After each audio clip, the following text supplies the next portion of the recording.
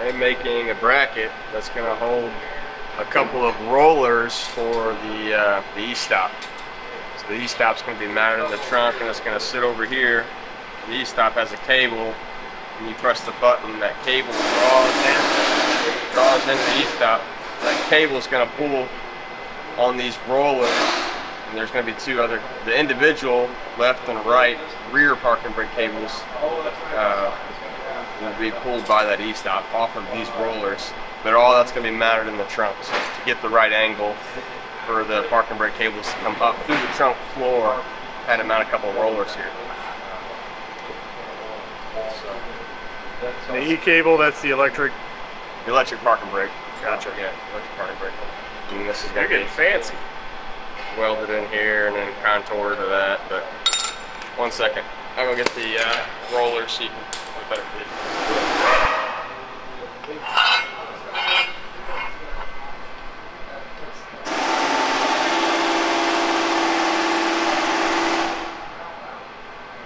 So that's essentially how it's going to work. There's two other holes back here that I'll have to open up for the cables to pass through it, but that'll sit and be bolted to there.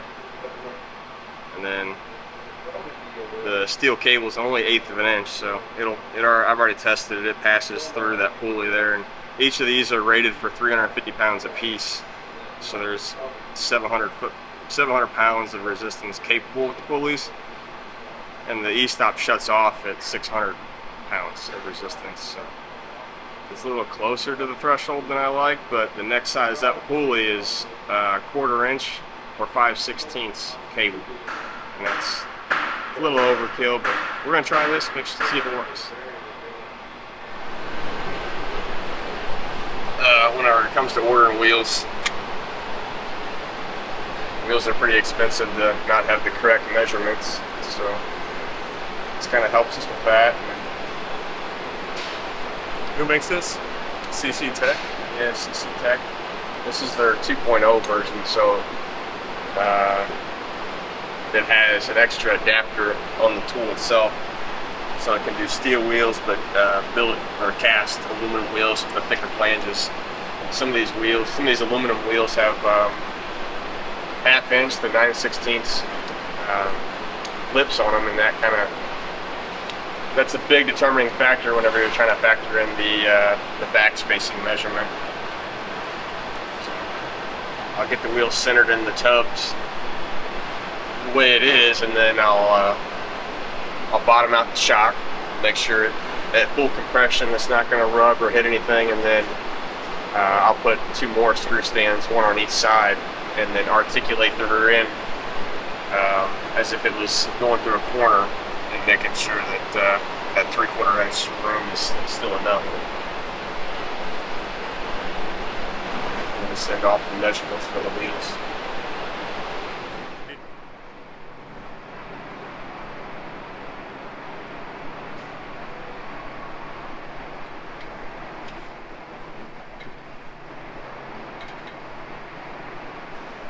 What kind of lights are these?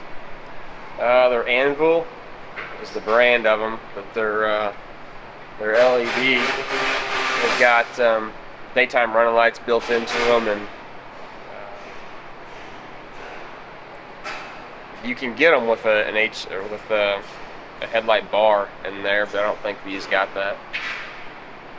Some of them have halos, but again, these don't. He's kind of going for more of a stock look? A stock appearance, yeah, but modern.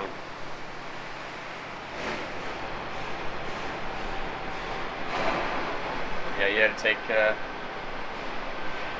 this is a factory headlight bucket, and probably 3 inches out of this bucket you had to cut out of there. So really the only thing that you used is the ring for the spring and the adjusters. That whole thing had to be cut out. What you see here is actually the plastic of the headlight itself, so you can see that there ain't much left of the headlight bucket. But, those will be much brighter. yeah.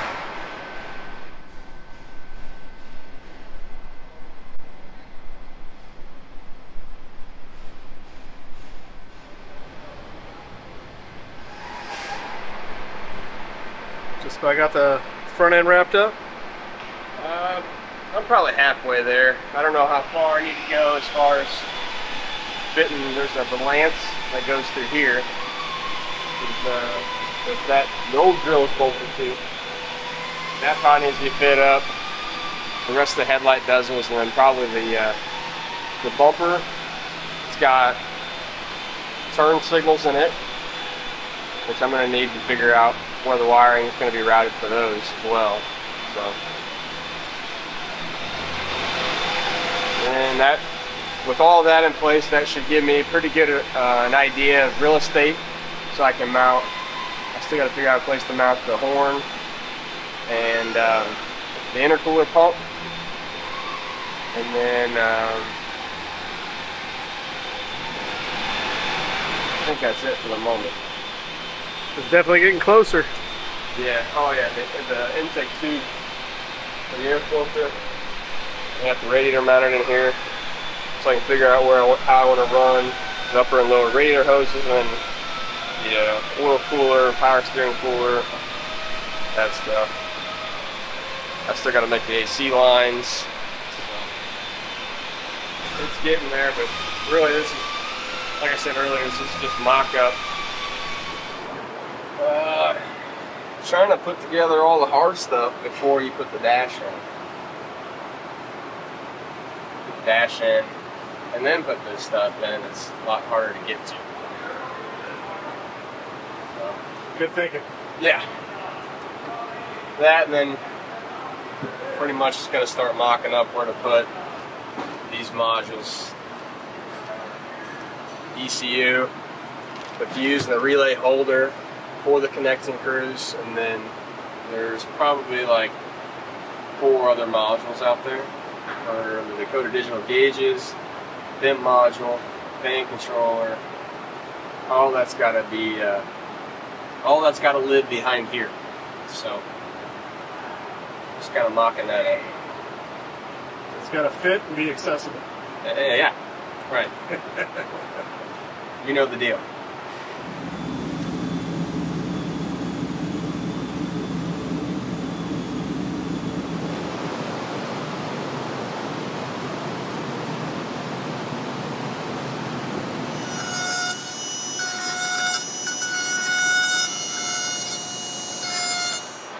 Well, we got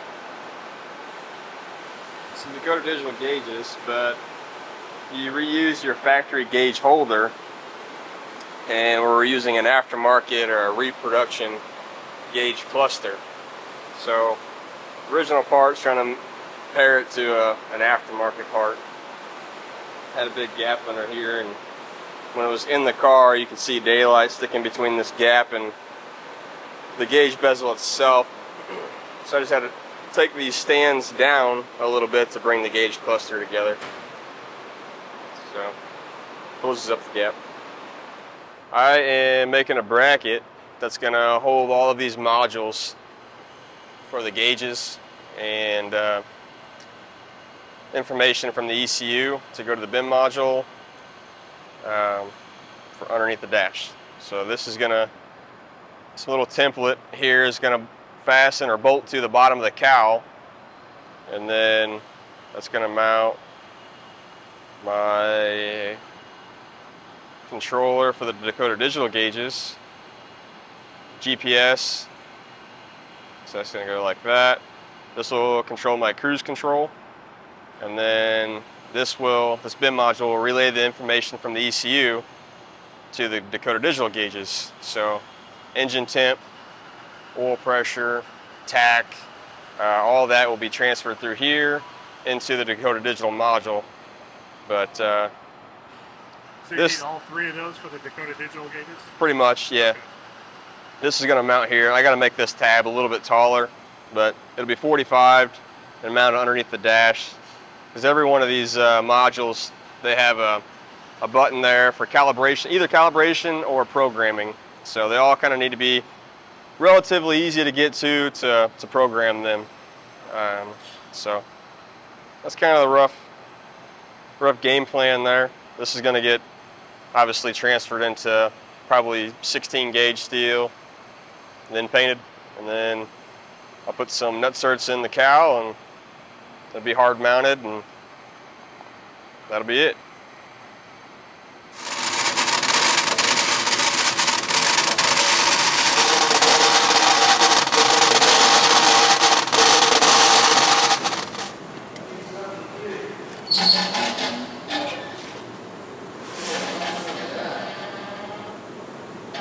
Let's go.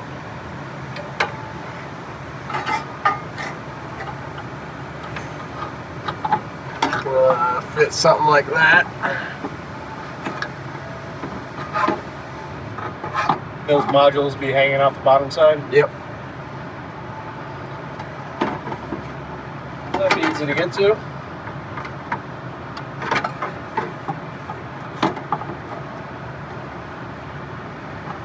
Yeah, and it's still got plenty of room for the clutch and the slave cylinder. So it'll fit like that. Probably need to bend this bend a little bit more over here because it doesn't want to sit flat. I'll put another more bend in it.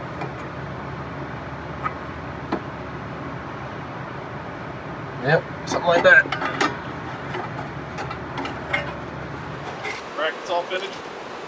Brackets finished. I'm rehearsing the information in my head, how to make all this work. He wants cruise control on the car, and it's not a traditional throttle cable setup. It's a drive-by-wire setup. And I've yet to set up a cruise control with drive-by-wire. So, trying to figure out how I can daisy chain the information to the module that it needs to get to, and turn what I need to turn on. So the Connect and Cruise ECU has a DLC. DLC will relay the information to the bin module. The bin module's got two outputs. One can go to the Dakota Digital module, which this will relay all the vitals to the gauges. The other output I can use to control the fan controller, and then the VSS sensor on the transmission will get run into the GPS box. So that'll be my speed input. My cruise output wire will go to my Dakota Digital cruise control box, and that'll get turned on with the stock on the steering column. So it sounds like a good idea, so hopefully it works. Sounds easy enough. No pressure. No pressure. I'll get it.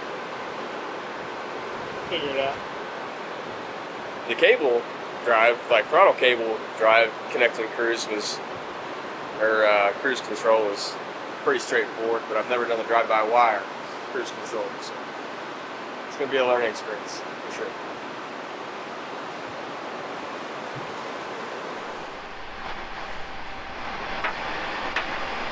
Trying to get everything buttoned up behind the gauges so I can put them in today.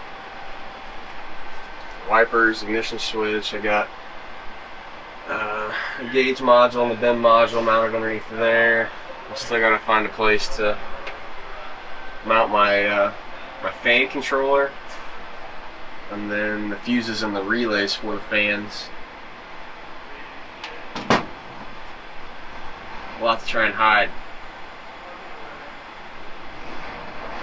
And I got the power locks, the power windows I got to run across and then run to the battery back there.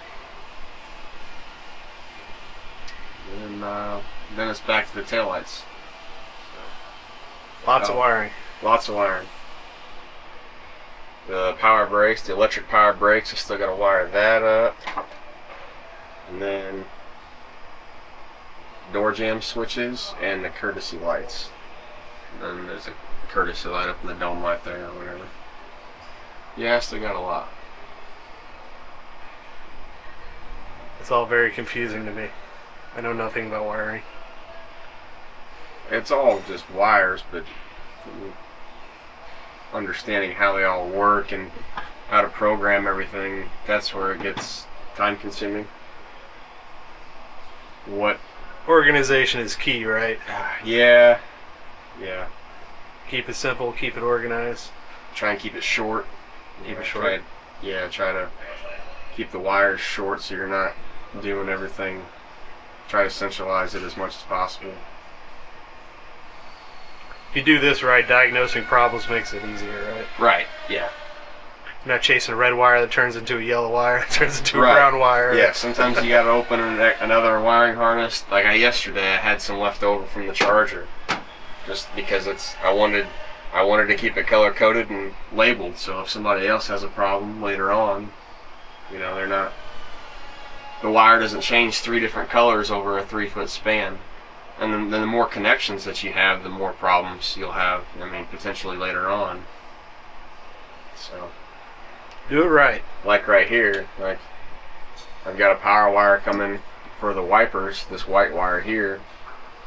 Instead of just cutting and splicing it, we have these terminals. You might as well pull the terminal out of there and then make it the correct length and not have to cut and splice it. You know, Yeah. Just make one connection and be done. But that's to each their own, you know. You can fly through it and cut and splice it and do whatever, but I try not to be like that.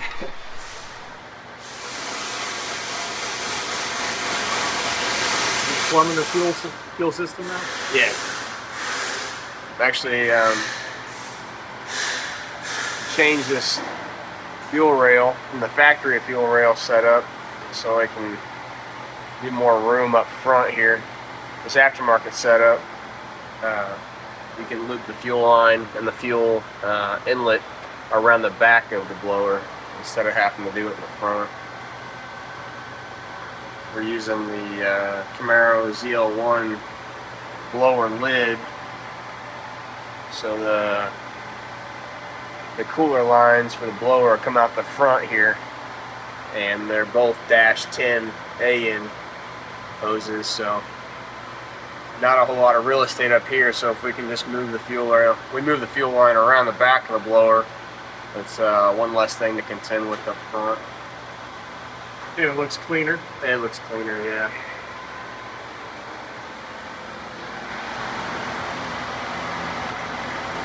So is this built up a little bit, or is it just a stock LSA? As far as I've seen, it's all stock. All the internals? Yeah, it's all just a connecting cruise. LSA.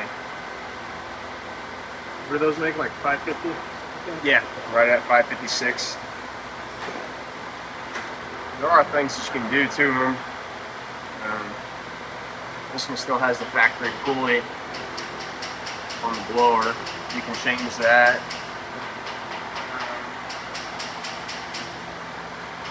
But I don't think you could throw too much boost at it because it's not studded. To really build more power with it, you probably should stud it first. What is that? Just to reinforce the crank? Head stud it.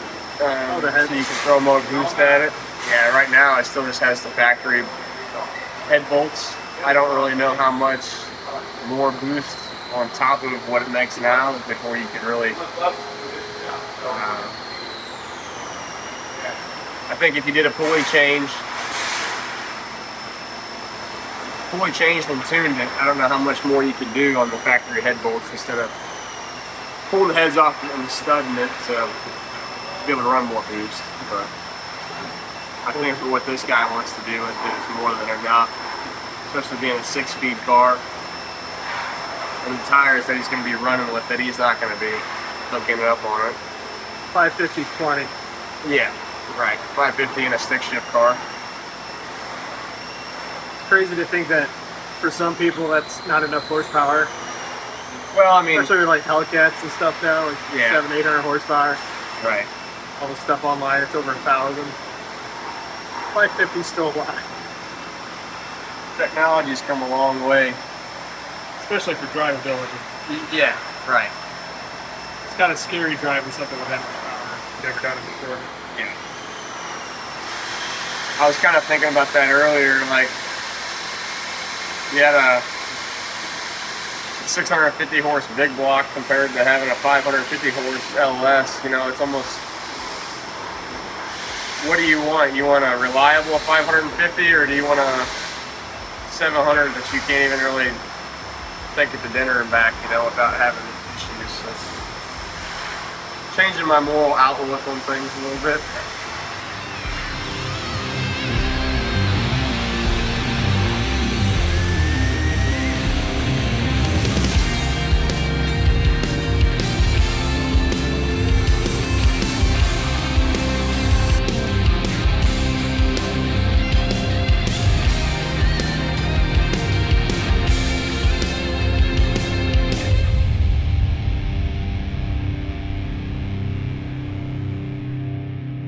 Thanks for watching. If you want to see more build videos like this, help us out by liking, commenting, and subscribing to our channel. And it's a little thing to do, but don't forget to turn on those notifications. If you want to buy merch, go to store.classiccarstudio.com. See you next time.